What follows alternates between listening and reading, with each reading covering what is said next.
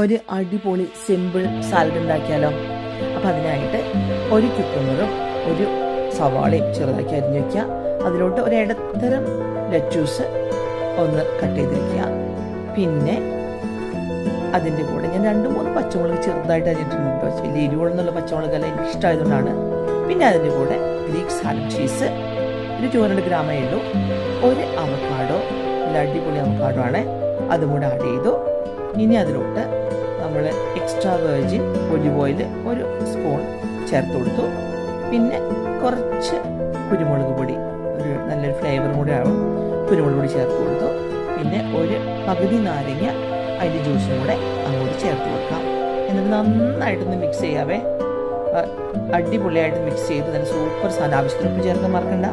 ഉപ്പും കൂടെ ചേർത്ത് നന്നായിട്ട് മിക്സ് ചെയ്ത് കഴിഞ്ഞാൽ നല്ല super simple rich flavourful salad ready.